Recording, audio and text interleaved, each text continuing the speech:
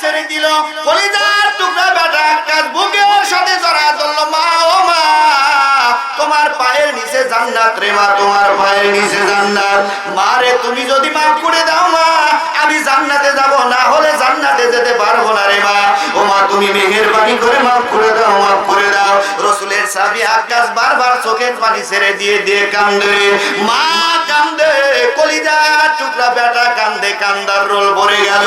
আল্লাহ তাবারক তাআলা জিবরাইল আলাইহিস সালামকে ডাকতে বলে, জিবরাইল একটা সেকেন্ড দেরি করিস না, আমার বন্ধু আমার হাবিব রহমাতুল লিল আলামিন নবীকে ঘোষণা করে দে রে, আমার বন্ধুর কাছে এই লোকটা আসবে, আমার বন্ধুর চেহারার দিকে তাকানোর সঙ্গে সঙ্গে আমি আল্লাহ ওর জিন্দেগীর গুনাহগুলো maaf করে দেব। জোরে বলা যাবে কি মারহাবা? একটু জোরে বলে মারহাবা। সোনার মালিকেরা, আব্বাজানেরা, ভাইজানেরা, মা জনম দুঃখিনী মা হযরতে আক্কাসের পা ছাড়াতে আক্কাস দুইটা পা জড়ায় ধরে কান্না কাটি আরম্ভ করে দেয়। ও মা, ও মা, শুনেছি মা তোমার পায়ের নিচে জান্নাত রে মা, ও মা তুমি maaf করে দাও মা, maaf করে দাও, কিন্তু কবরে যাব, কাল কিয়ামতের ময়দানে, হাসরের ময়দানে আমি নাজাত পাবো কিনা সন্দেহ। ও মা, একটা নেকির জন্য, ও মা, একটা নেকির জন্য কিয়ামতের ময়দানে আল্লাহ পাক ডাকতে বলবে, বন্ধুরে যাও যাও যাও, একটা নেকি নিয়ে আসো, একটা নেকি নিয়ে আসার কারণে আমি আল্লাহ তোমাকে জান্নাত দেব, না হলে জাহান্নামে তোমাকে দেব। একটা নেকি নেওয়ার জন্য লোকটা কাঁদতে কাঁদতে মায়ের কাছে দাঁড়ায় যাবে। জনম দুঃখিনী মা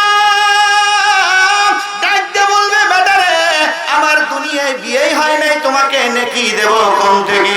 আজ কিয়ামতের ময়দানে, আগুনের ময়দানে আমার বিয়ে হয় নাই। লোকটা কাঁদতে কাঁদতে রওনা দিবে কলিজার টুকরা আব্বার কাছে। কার কাছে? আব্বার কাছে। আব্বা ডাকতে বলবে, আমার দুনিয়ায় কোনোদিন সন্তান ছিল না। ভাইয়ের কাছে যাবে, ভাই বলবে আমার কোনো ভাই নাই।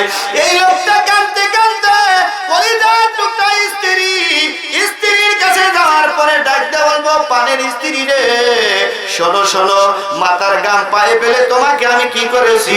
তোমাকে খাবার দিয়েছি, তোমাকে সুন্দর করে রিজিকা অন্বেষণ করে করে তোমাকে কি করেছি? দুনিয়ায় লালন পালন করেছি।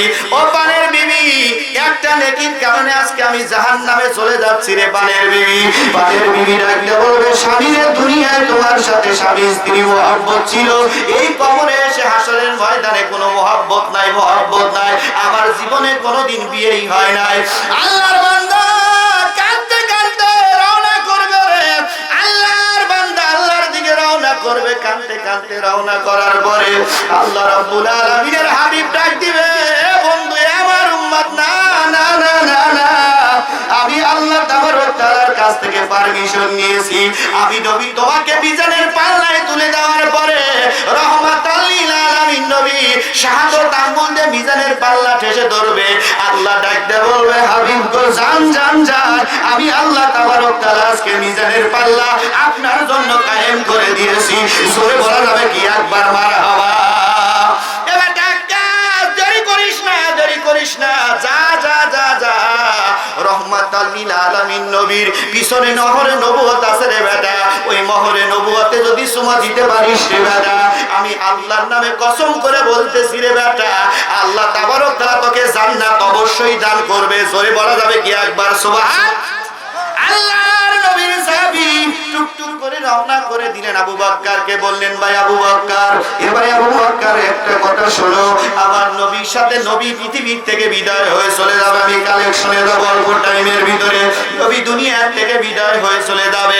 আপনি ঋণ করছেন, মানুষকে কষ্ট দিয়েছেন, আপনি 50 বার কোটি কোটি বার যদি হজ করেন, জীবনেও আপনার হজ কবুল হবে না। আপনি কোটি কোটি বার যদি তাহাজ্জুদ নামাজ পড়েন, মানুষের হক নষ্ট করার পরে, আপনি মানুষের দুশ্মনী করার পরে, তল দে লল চলার উপর দিয়ে আপনি যদি কি করেন, ভালোবাসে, ওই ভালোবাসাটা আল্লাহ দেখবে না। ওই মুনাফিককে কিয়ামতের ময়দানে একত্র নামাজও আল্লাহর দরবারে কবুল হবে না। যতই নামাজ পড়ুক কাজে আসবে না, আমি ওদিকে যাচ্ছি না। এবার নবী বলতেছে, এ আমার সাহাবীরা কে কি পাও আমার কাছ থেকে, আমি নিম্নে কবরে যাইতে চাই না।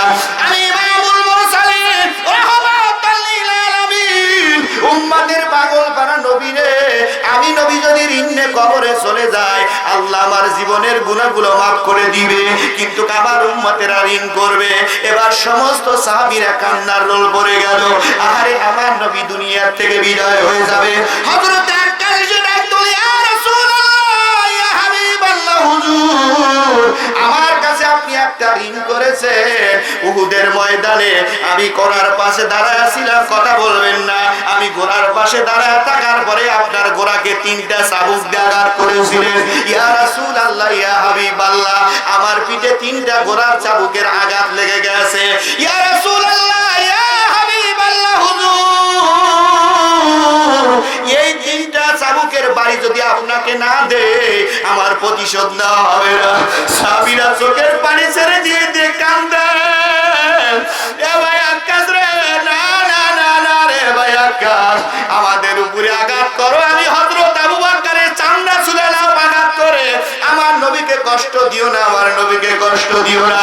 হযরত ওমর দাঁড়া বলে, এ ভাই আক্কাস রে, আমার নবী বিদায়ের সময় কষ্ট দেওয়া যাবে না।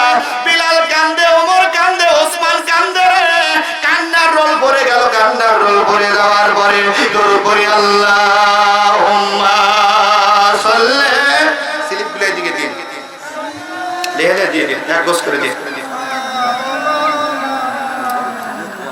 ওয়ালা সাইয়্যিদিনা, আমার শাফায়াতের কান্দারি রাসূলুল্লাহ, আমার ফুলসুরাতের কান্দারি রাসূলুল্লাহ, ইয়া মুহাম্মদ মুস্তাফা নবী সাল্লি আলা, ইয়া মুহাম্মদ মুস্তাফা নবী, আমার শাফায়াতের কান্দারি রাসূলুল্লাহ, আমার ফুলসুরাতের কান্দারি রাসূলুল্লাহ, ইয়া মুহাম্মদ মুস্তাফা নবী সাল্লি আলা, ইয়া মুহাম্মদ মুস্তাফা নবী। কেউ বা বলে নবী গোলাপের ফুল, কেউ বা বলে নবী নূরের পুতুল। জোরে বলবে কি মারহাবা। সে যে নয় সে পুতুল, নয় সে গোলাপ রাসূলুল্লাহ, সে যে নয় সে পুতুল, নয় সে গোলাপ রাসূলুল্লাহ, ইয়া মুহাম্মদ মুস্তাফা নবী সাল্লি আলা, আল্লাহুম্মা সাল্লি, মাঝে মাঝে একটু সার ব্যবস্থা করে মাওলানা মুহাম্মদ ওয়ালা আলে, সবাই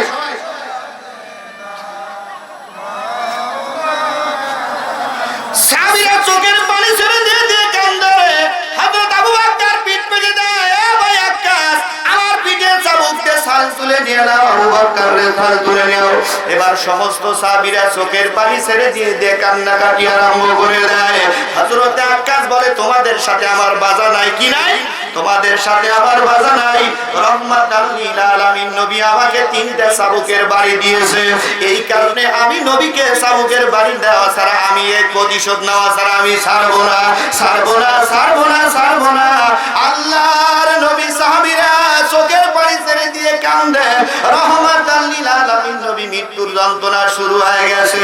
এ নবীর উম্মতেরা রে, মৃত্যুর জাগানদানি সবাইকে আঘাত সইতে হবে। আমি আপনি দুশমনী ছেড়ে যাই, পরনিন্দা পরচর্চা আর মানুষকে ক্ষতিগ্রস্ত থেকে ফিরে আসি রে, ফিরে আসো ভাই। আমি পায়ে হাত দিয়ে বলি আমার গ্রামবাসীকে, মৃত্যুর সময় এমন কঠিন সময় এসে যাবে, আল্লাহর নবীর সাহাবীরা কান্দে। হযরত আক্কাস বলে, না না না না না না, আমি রহমাতাল লিল আলামিন নবীর পিঠে আঘাত করব। জোরে জোরে বলি নাউযুবিল্লাহ। রহমাতাল লিল আলামিন নবী সাহাবীদেরকে বের করে দিলেন।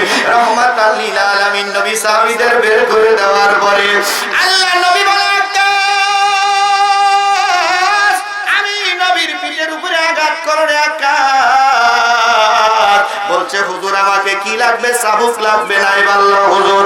চাবুকটা এনে দেওয়া হলো হযরতে আক্কাস। হযরতে আক্কাস চোখের পানি ছেড়ে দিয়ে দিয়ে কান্দে, রাসূলকে বুঝতে দেয় না। বলছে ইয়া রাসূলুল্লাহ, হাবিবাল্লাহ, উহুদের ময়দানে আপনি যখন আমার পিঠে আঘাত করেছিলেন, ও নাই বললা হুজুর, ওই আঘাতের সময় আমার পিঠে জামা ছিল না, খালি গায়ে আঘাত করেছেন। জোরে বলা যাবে কি একবার মারহাবা? হযরত আক্কাস কৌশল অবলম্বন করতেছে রে, আল্লাহর নবী সরকারে তো আলম নবী কখন মহারে নবুয়ত বের করবে রে? আমার নবীকে চুমা দিয়ে দেব, তাহলে আমি আক্কাসের জীবনের তামাম জীবনের গুনাহ মাফ হয়ে যাবে। জোরে বলা যাবে কি মারহাবা? সাহাবীদেরকে বললেন, সাহাবীরা তোমরা চলে যাও, আমি আপনি খালি গায়ে, অনেকেই তাকে খালি গায়ে থাকা যাবে না। এবার রহমাতান লিল আলামিন নবী সাহাবীদেরকে বের করে দিলেন। বের করে দেওয়ার পরে আল্লাহর হাবিব ডাকতে বলে, আক্কাস, আমার পিঠে আঘাত করো, আঘাত করো। আক্কাস ডাকতে বলে, হুজুর আপনার